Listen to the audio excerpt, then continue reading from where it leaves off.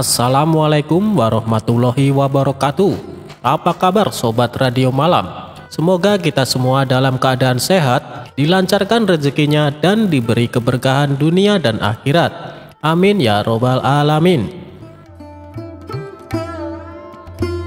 Kebun Abu Nawas dirusak sapi. Abu Nawas bernama lengkap Abu Ali Al-Hasan bin Hani Al-Hakami, merupakan pujangga ternama.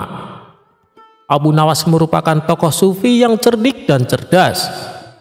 Ia hidup sejaman dengan Baginda Raja Harun. Abu Nawas juga dikenal dengan sosok yang jenaka, sehingga tak jarang orang-orang terhibur dengan tingkahnya. Namun, kisah kesuksesan Abu Nawas tidak selamanya menghampiri. Berikut kisah apes Abu Nawas. Abu Nawas memiliki kebun yang cukup luas. Kebun tersebut sudah lama ia tanami berbagai macam sayuran yang dapat menghasilkan cukup banyak uang. Oleh karena itu, Abu Nawas sangat menjaga kebunnya itu. Ia tidak ingin kebunnya dimasuki maling. Bahkan, ia juga tidak ingin bila kebunnya dirusak meskipun hanya sedikit. Ia tak segan-segan akan memukul siapapun yang merusak kebunnya itu. Suatu hari, saat sedang beristirahat di kebun, tiba-tiba ia melihat seekor sapi memasuki kebunnya. Parahnya lagi, sapi tersebut memakan daun-daun dan semua tanaman yang ada di kebun Abu Nawas. Tentu saja hal itu membuat Abu Nawas sangat marah. Dengan cepat, ia pun mengambil ranting pohon yang cukup tebal dan panjang dan berlari mengejar sapi tersebut. Melihat Abu Nawas yang berapi-api, sapi itu segera berlari menghindari kejaran Abu Nawas. Yang lebih membuat marah karena si sapi itu tak kunjung keluar dari kebunnya. Karena diinjak-injak, seluruh tanaman Abu Nawas pun rusak. Setelah beberapa menit, akhirnya sapi itu berhasil keluar dari kebun dan selamat dari amarah Abu Nawas. Akibat kejadian tersebutlah Abu Nawas sangat dendam kepada sapi tersebut. Setiap hari ia selalu menunggu kehadiran si sapi di kebunnya. Namun, hingga seminggu sapi itu tak kembali muncul. Hingga pada suatu ketika, saat pulang dari kebunnya, Abu Nawas berpapasan dengan seorang petani yang sedang menaiki gerobak yang ditarik sapi yang saat itu merusak kebunnya. "Nah, itu dia sapinya. Kali ini kau tak akan bisa menghindar dariku," kata Abu Nawas geram. Tanpa bertanya lagi, Abu Nawas segera mengambil ranting pohon dan memukul sapi tersebut berkali-kali. Sapi itu hanya bisa pasrah. Sang sapi tak bisa berlari menghindar karena sedang menarik gerobak. Tapi tentu saja perbuatan Abu Nawas ini membuat si petani marah. "Hei, ada apa dengan sapiku? Kenapa kamu terus-terusan memukulnya?" bentak si petani. "Jangan ikut campur, ini urusanku dengan sapi. Ia tahu kesalahan yang telah diperbuatnya," balas Abu Nawas. Petani itu hanya bisa melongo mendengar jawaban Abu Nawas. Setelah puas memukul sapi itu, Abu Nawas lalu pergi meninggalkan sapi dan si petani. "Dasar orang gila," gerutu sang petani. Petani itu pun kemudian melanjutkan perjalanannya. Itulah kisah unik Abu Nawas yang bikin geleng-geleng kepala.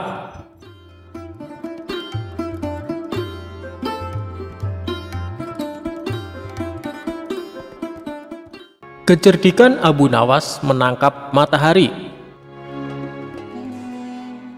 Cerita sufi kali ini mengisahkan kecerdikan atau kecerdasan Abu Nawas menangkap matahari dalam sebuah sayembara. Abu Nawas adalah seorang pujangga pada masa Khalifah Harun al-Rasyid. Ia termasuk salah seorang penyair yang sangat melegenda pada zaman itu. Pada suatu saat, Baginda Raja ingin membuat rakyatnya bahagia.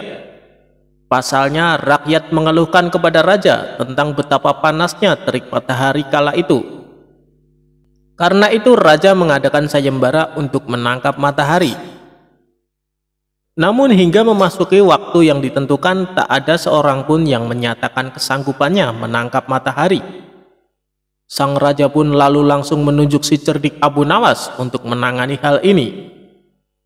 "Cepat, panggil Abu Nawas kemari. Ada tugas penting yang harus dilakukan," perintah Baginda Raja kepada beberapa pengawalnya. Singkat cerita, datanglah Abu Nawas menghadap Baginda Raja. "Ampun Paduka yang mulia, ada apa gerangan Paduka memanggil hamba?" tanya Abu Nawas. "Begini Abu Nawas, beberapa hari ini saya mendapatkan banyak pengaduan dari rakyatku," jawab Baginda Raja. "Kalau boleh tahu apa pengaduan mereka Paduka yang mulia? Barangkali hamba bisa membantu," balas Abu Nawas. Raja akhirnya menceritakan apa yang dikeluhkan masyarakat akhir-akhir ini. Kemudian Abu Nawas menanyakan apa yang dikehendaki oleh sang raja dengan kondisi seperti itu. Raja pun kemudian menceritakan idenya untuk menangkap matahari dan menunjuk Abu Nawas untuk melakukannya. "Bagaimana kalau matahari ditangkap saja, Abu Nawas? Dan orang yang pantas untuk melakukan pekerjaan itu adalah kamu," ujar Baginda Raja. Mendengar perintah Baginda Raja, Abu Nawas langsung tertunduk lemas. "Apa tidak ada cara lain Paduka? Misalnya mereka diliburkan dulu dalam bekerja di ladang," kata Abu Nawas mengusulkan. Usulan Abu Nawas ternyata tidak diterima oleh sang raja, karena jika mereka diliburkan, mereka tidak bisa makan. "Tidak bisa Abu Nawas. Kalau mereka libur berladang, lalu mereka mau makan apa? Jalan satu-satunya matahari harus ditangkap," balas Baginda Raja. Abu Nawas hanya terdiam. Dalam hati ia berkata, mungkin menangkap matahari pekerjaan yang mustahil dilakukan. Namun karena ini adalah titah raja, mau tidak mau Abu Nawas harus menerimanya. "Sekarang kamu pulang dulu Abu Nawas, dan besok kamu harus kembali ke sini untuk menangkap matahari. Kalau kamu tidak bisa melakukannya, kamu akan menerima hukuman," tegas sang raja. Setibanya di rumah, Abu Nawas terus memikirkan cara supaya ia bisa lepas dari hukuman. Ia terus memutar otaknya hingga tengah malam. "Lebih baik aku sholat isya dulu, nanti aku malah ketiduran," pikir Abu Nawas. Ia pun kemudian menuju kolam untuk mengambil air wudhu. Saat ia hendak mengambil air, bayangan dirinya ada di dalam air tersebut.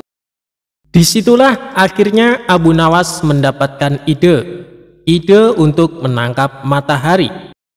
Esok paginya dengan wajah ceria, Abu Nawas pergi ke istana menghadap Baginda Raja. "Hai Abu Nawas, apakah kamu sudah siap menangkap matahari?" tanya Baginda Raja.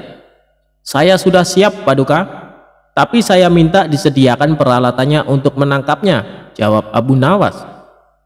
"Apa yang kau butuhkan? Katakan padaku," balas Baginda Raja. Abu Nawas kemudian meminta sesuatu yang perlu disiapkan untuk menangkap matahari. "Saya minta ember yang berisi air dan juga kantong besar yang tidak bocor," pinta Abu Nawas.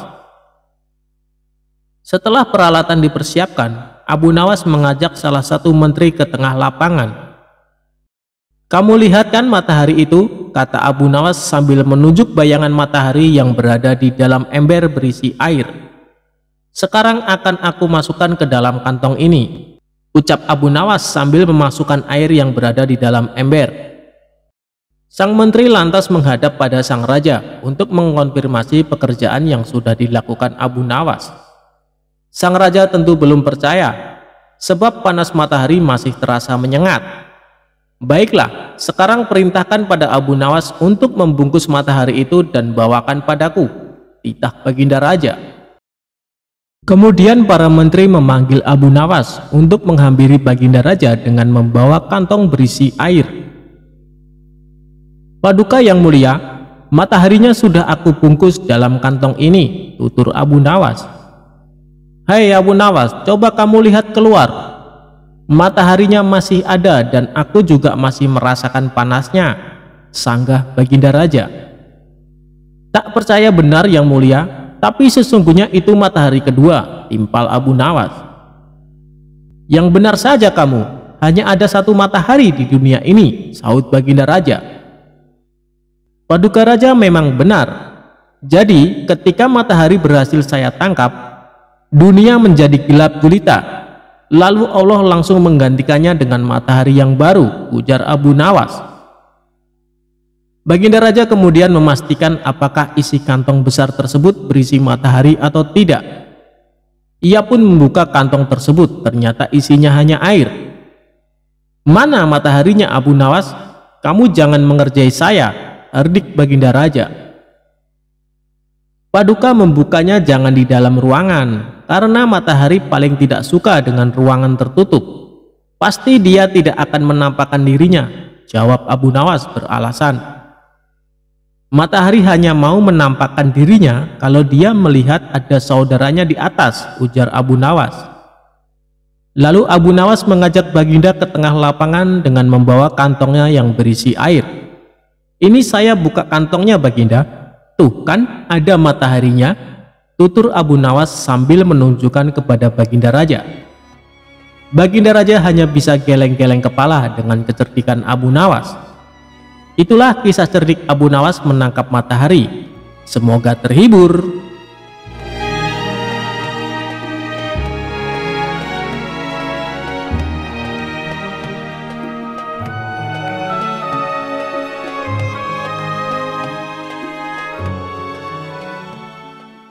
Abu Nawas menyuruh raja mencari telur unta. Humor Abu Nawas kali ini bermula dari Baginda Raja merasakan sakit di seluruh tubuh. Buat berjalan saja terasa sangat berat, sampai akhirnya dia memanggil tabib istana untuk mengobatinya. Tapi ternyata hasilnya nihil. Lantaran tabib istana sampai ahli kesehatan sepenjuru negeri tidak bisa mengobati, akhirnya Baginda Raja membuat sayembara untuk para tabib agar bisa menyembuhkan penyakitnya. Barang siapa yang bisa mengobati penyakitnya akan diberi hadiah uang emas yang banyak. Sayembara tersebut pun menyebar. Banyak para tabib yang akhirnya ambil bagian mengadu nasib untuk mengobati Baginda Raja. Abu Nawas yang mendengar sayembara itu pun tertarik untuk mencobanya. Padahal ia sama sekali tidak mempunyai kemampuan mengobati penyakit. Hari yang ditunggu pun tiba. Abu Nawas menghadap raja untuk mencoba mengobatinya. "Hei Abu Nawas, rupanya engkau ikut pula dalam sayembara yang kuadakan ini," kata raja. "Benar Baginda Raja," jawab Abu Nawas. "Apa kau bisa mengobati penyakitku ini?" tanya Baginda Raja. "Hamba akan mencobanya, Baginda. Hamba akan mencoba menerapkan cara-cara yang belum pernah dilakukan tabib lainnya," ucap Abu Nawas meyakinkan. Ia kemudian meminta Baginda Raja untuk menerangkan penyakit apa yang diderita agar bisa memberikan tindak lanjut. Baginda Raja pun menerangkan jika tubuhnya terasa nyeri, tangan dan kakinya terasa pegal-pegal. Setelah memeriksa, Abu Nawas tidak langsung mengobati. Ia meminta waktu 2 hari kepada Baginda Raja untuk meramu resep obat terbaik. Di bawah pohon yang rindang, ia terus berpikir resep untuk sang raja. Maklum saja Abu Nawas bukan tabib, sehingga bingung harus memberikan resep apa. Sambil duduk dan berpikir, dari kejauhan dia melihat seorang kakek tua yang masih sibuk sendirian memetik buah-buahan di kebun kurma. Abu Nawas yang heran langsung mendekati kakek tersebut. Setelah bercakap-cakap dengan sang kakek, Abu Nawas mendapat jawaban jika kakek itu menjadikan aktivitas memetik buah sebagai kesibukannya.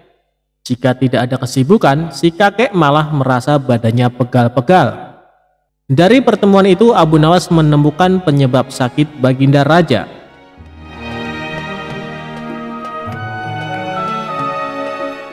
Esok harinya Abu Nawas menghadap Baginda Raja. "Hei Abu Nawas, belum 2 hari kau sudah menghadapku. Mana obat untukku?" Tanya Baginda Raja. Maaf Baginda Raja, kali ini hamba datang belum membawa obat yang dapat Baginda minum. Sebab obat yang bisa menyembuhkan Baginda Raja hanya telur onta. Baginda Raja harus cari telur itu sendiri, karena jika tidak dicari sendiri, maka khasiatnya akan hilang, terang Abu Nawas. Kalau itu yang kau sarankan, baiklah, aku akan segera mencarinya, jawab Baginda Raja. Dengan sekuat tenaga Baginda Raja mencoba mencari telur unta di pasar. Para pedagang pun terheran. Bukankah unta itu beranak, bukan bertelur? Tapi mereka tidak berani mengatakan hal itu, sebab yang mencari Baginda Raja.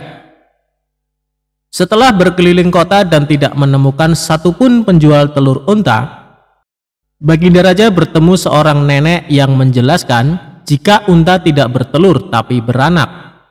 Raja lantas sadar jika ia baru dibohongi oleh Abu Nawas. Sesampainya di istana, Baginda Raja merasa kelelahan. Setelah perjuangan panjang mencari telur unta dengan berjalan, ia akhirnya tertidur pulas karena capek yang diderita. Keesokan paginya Baginda Raja tampak segar bugar, dan anehnya sakit yang dideritanya pun hilang. Ia lalu menyuruh para pengawal untuk meminta Abu Nawas menghadapnya. Tidak lama kemudian Abu Nawas datang. Bagaimana Baginda Raja? Apakah telah menemukan telur unta yang hamba anjurkan? Tanya Abu Nawas setelah memberikan salam kedatangan. Rupanya engkau telah mempermainkanku ya, ucap Baginda Raja dengan nada marah. Apa yang Baginda maksud? Ujar Abu Nawas. Engkau menyuruhku mencari telur unta, padahal unta tidak bertelur tetapi beranak, terang Baginda Raja. Abu Nawas kemudian menceritakan pertemuannya dengan seorang kakek, sampai memperoleh hikmah jika anggota badan yang tidak pernah digerakkan akan membuat orang sakit. Pengalaman itulah yang ingin diterapkan Abu Nawas kepada Baginda Raja, supaya tidak hanya memerintah tetapi juga bergerak. Tentu saja Baginda tidak akan menemukan telur unta, sebab tidak akan mungkin ada unta yang bertelur. Tapi bukankah Baginda sekarang sudah merasa lebih enakan? Tanya Abu Nawas setelah memberikan penjelasan. Benar, apa yang kau katakan itu benar Abu Nawas, jawab Baginda Raja yang tidak lagi marah mendengar jawaban Abu Nawas. Bahkan aku semalam dapat tidur dengan pulas sekali, lanjutnya. Kalau begitu betul jika ada pepatah yang mengatakan tidak ada kelezatan kecuali setelah kepayahan, sahut Abu Nawas. Mendengar hal itu, Baginda Raja pun tertawa dan geleng-geleng kepala atas kecerdikan Abu Nawas.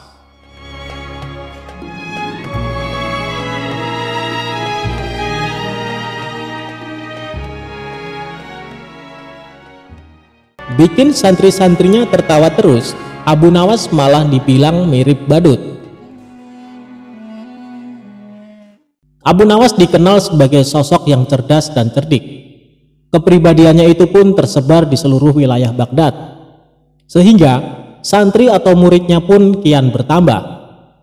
Sayangnya tidak semua santri sepaham dengan Abu Nawas.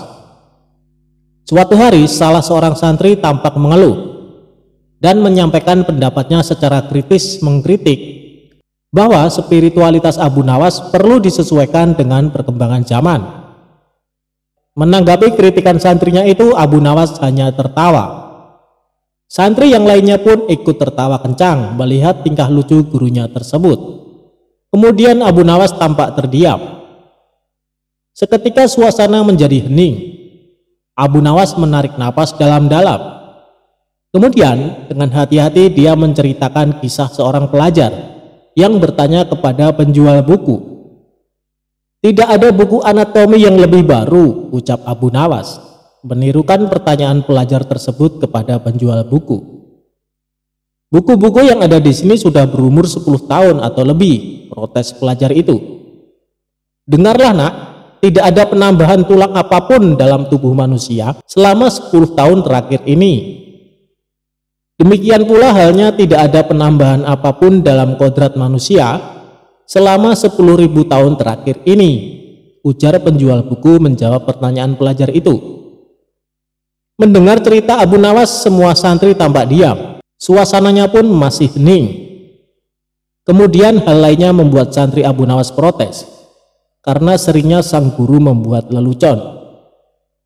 Setiap kali mengajar, hampir selalu ada gelak tawa dalam setiap ia bicara. Hal itu rupanya juga mengganggu sebagian santri yang sangat ingin serius tentang spiritualitas dan diri mereka. Guru ini seperti badut, ujar seorang santri lainnya. Oh tidak, kamu salah tangkap. Seorang badut membuat kamu menertawainya. Seorang guru membuat kamu menertawai diri sendiri, sanggah santri lainnya. Abu Nawas mendengar dialog antara santrinya dengan tersenyum. Abu Nawas tidak terganggu sama sekali dengan santrinya itu. Apakah sesuatu menjadi sungguh-sungguh benar jika tak seorang pun menertawakannya, pungkas Abu Nawas.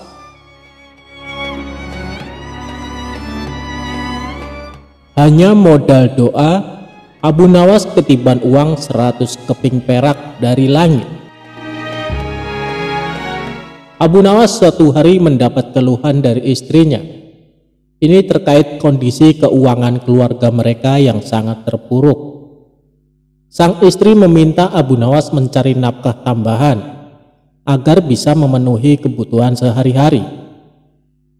Abu Nawas sebenarnya beberapa kali dihadiahi beberapa keping emas oleh Baginda Raja, tapi selalu dibagi-bagikan kepada mereka yang membutuhkan, maka kondisinya pun tetap kekurangan. Hai suamiku, kapan kau belikan aku gaun yang indah? Hidupmu hanya kau habiskan untuk berdoa saja, ujar istri Abu Nawas. Semua ini kulakukan untuk mendapat ridho Allah Subhanahu wa Ta'ala, ucap Abu Nawas. Kalau begitu, coba kau minta upah kepada Allah saja, kata istri Abu Nawas. Abu Nawas pun langsung pergi ke pekarangan dan berdoa.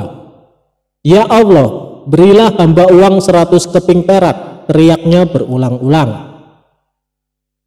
Hal ini didengar tetangganya yang sedang beristirahat di depan rumah. Tetangga tersebut melempari kepala Abu Nawas dengan kepingan uang perak hingga 100 keping. Uang 100 keping perak itu dikumpulkan dan diberikan kepada istrinya. Namun tetangga Abu Nawas tidak terima uangnya diambil begitu saja. Maka didatangilah rumah Abu Nawas dan meminta uangnya dikembalikan. Namun Abu Nawas tidak bersedia mengembalikannya. Ia merasa itu adalah upah yang diberikan Allah Subhanahu wa Ta'ala atas doa dan ibadahnya selama ini. Akhirnya mereka sepakat menyelesaikan masalah ini di pengadilan. Di dalam sidang, hakim mengajukan pertanyaan, apa pembelaanmu Abu Nawas? Tetangga hamba ini sudah gila, Tuan Hakim. Dia pikir semua harta di dunia ini miliknya. Jika dituruti, maka jubah hamba, kuda hamba, dan semua diakuinya, tutur Abu Nawas. Tapi itu memang milikku, sahut tetangga Abu Nawas. Akhirnya hakim memutuskan si tetangga telah mengganggu kekhusyukan ibadah Abu Nawas karena melemparinya dengan uang perak. Sebagai hukumannya, uang-uang itu menjadi milik Abu Nawas.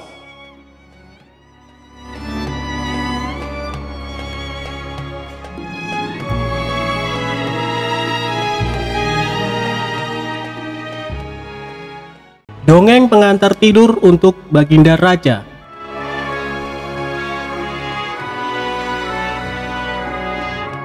Pada suatu malam, Baginda Raja tidak bisa tidur. Meski sudah mencoba memejamkan mata, namun hasilnya tetap nihil dan ia tidak bisa tidur. Hingga pertengahan malam, akhirnya Baginda Raja memanggil salah seorang pengawal istana. Umumkan kepada seluruh rakyat kerajaan, barang siapa yang bisa membuat raja tertidur, maka akan diberikan 10 karung koin emas, kata raja. Penjaga istana bergegas memberi isyarat kepada bawahannya agar bergerak cepat. Sehabis sholat isya sampai waktu menunjukkan pada separuh malam, Hujan gerimis belum juga berhenti. Tak lama berselang datanglah dua orang peserta yang kebetulan pada malam itu tidak bisa tidur. Mendengar penjelasan dari pengawal istana, keduanya berminat mengikuti sayembara. Peserta pertama masuk ke dalam bilik kamar pribadi raja, serta menata posisi duduknya. Ia mulai dengan sebuah cerita. Dahulu kala ada pemuda durhaka bernama Sa'labah. Kelakuan kurang ajarnya mengiris hati orang tuanya sampai menjelang wafat ia sakaratul maut. Hingga berbulan-bulan doa Rasulullah pun tidak dikabulkan kecuali setelah dimaafkan dan diridhoi oleh kedua orang tuanya. Sampai cerita habis, Baginda Raja malah semakin sulit menguap lantaran menyimak alur cerita yang menyayat hati tersebut. Karena dianggap gagal, peserta pertama dipersilahkan pulang ke rumah. Saat bersamaan, peserta kedua memasuki ruangan. Peserta kedua lalu duduk bersila di kursi yang sudah disediakan pengawal istana. Dengan percaya diri, ia mulai mendongeng. Begitu cantik jelitanya Ratu Balqis membuat siapapun kepincut termasuk para jin. Namun sayang, di balik kesempurnaan parasnya, Nabi Sulaiman alaihissalam mendengar tuduh bahwa terdapat kutil kecil di betis sebelah kirinya. Penasaran dengan betis mulus Ratu Balqis yang digosipkan ada kutilnya, Raja Harun al-Rasyid semakin sulit tidur. Dan untuk yang kedua kalinya peserta dipersilahkan kembali ke rumah. Pusing tujuh keliling yang dialami para pengawal istana karena raja mereka tak kunjung bisa tidur. Di puncak kekesalan raja itulah Abu Nawas datang. Ia memberi hormat sambil menata posisi tempat duduknya. Setelah dipersilahkan, Abu Nawas mulai berkisah. Baginda, dulu ada seekor raja semut yang kurang kerjaan. Masuk ke kuping sebelah kanan seorang yang sedang tidur. Lalu keluar lagi, masuk lagi. Keluar lagi, kemudian masuk ke kuping kiri. Keluar lagi, masuk lagi, keluar lagi. Abu Nawas mengulang cerita tersebut sampai beberapa menit kemudian. Agak kesal mendengar kisah yang dituturkan oleh Abu Nawas monoton dan tidak menarik, justru membuat raja menguap 2 kali. Kemudian raja memiringkan tubuhnya membelakangi Abu Nawas. Perlahan raja pun mulai mengatupkan kedua matanya dan tertidur. Keesokan harinya Abu Nawas masuk lagi ke istana dengan mengendarai kereta bendi. 10 karung diangkat ke dalam bendi satu persatu. Penjaga pintu istana geleng-geleng kepala ketika bendi keluar pintu gerbang. Terlihat Abu Nawas tidur pulas di atas tumpukan karung emas dengan suara mendengkur. Itulah kisah tentang Abu Nawas. Dari cerita ini kita bisa tahu bahwa Abu Nawas memang orang yang sangat luar biasa akalnya.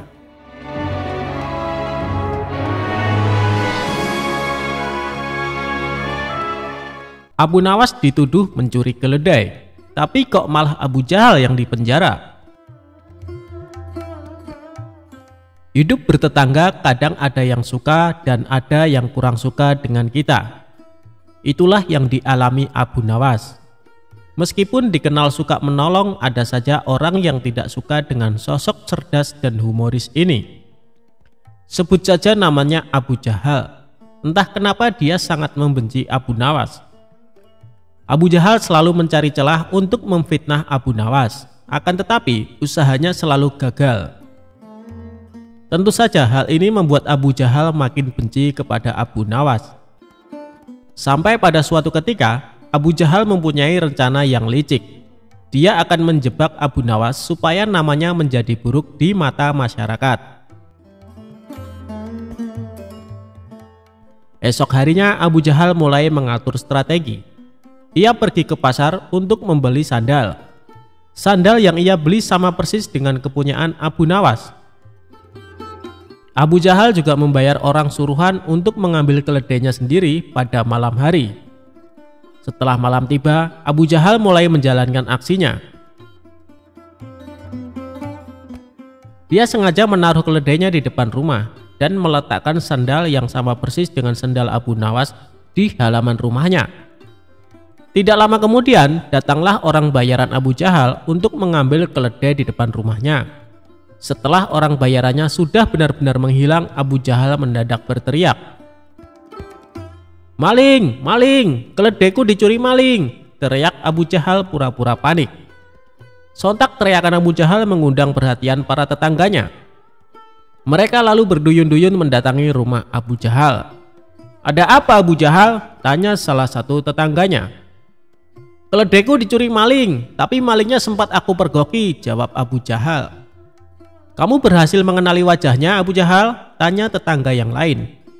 "Enggak sih, karena waktu aku mergoki malingnya langsung panik dan lari terbirit-birit sampai meninggalkan sandalnya," kata Abu Jahal sambil menunjukkan sandal di halamannya. "Loh, ini kok seperti sandal Abu Nawas? Tapi masa iya sih Abu Nawas mencuri keledaimu?" ujar tetangganya tidak percaya. "Ya, namanya orang lagi kilap, apapun pasti dilakukannya. Apalagi sekarang Abu Nawas sudah lama tidak diberi hadiah Baginda Raja.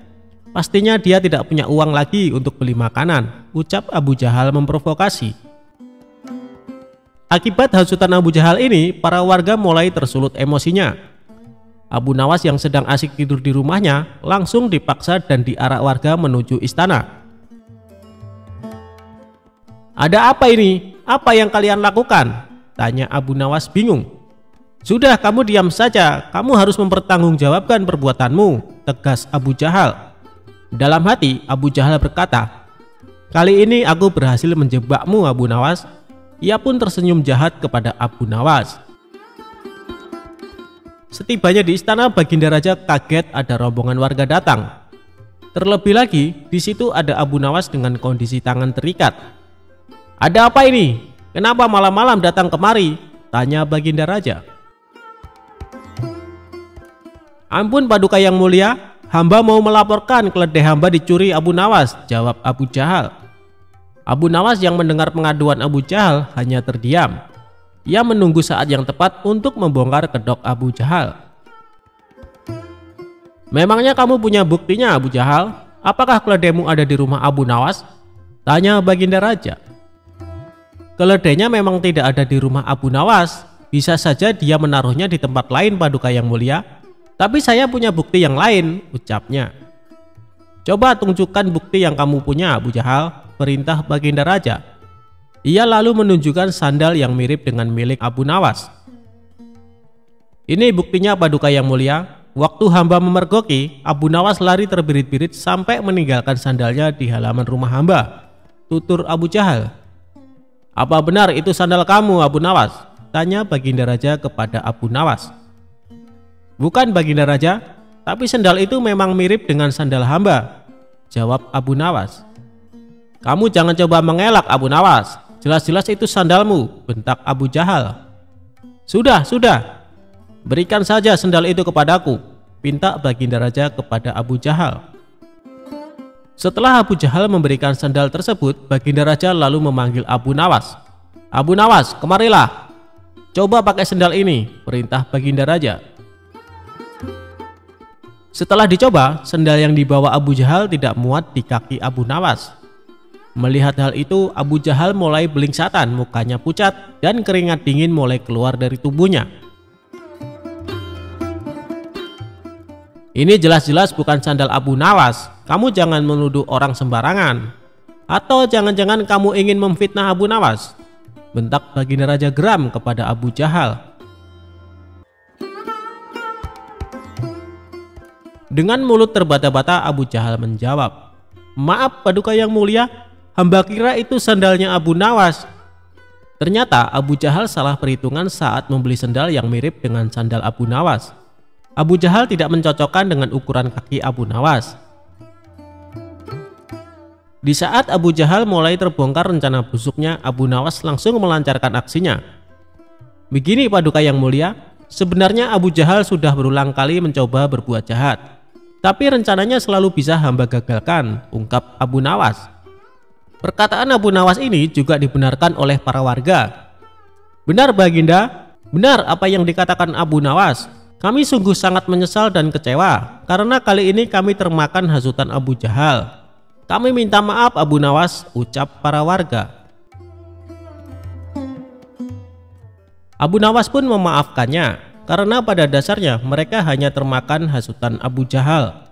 Sementara Abu Jahal langsung dimasukkan ke penjara atas perbuatan yang dilakukan.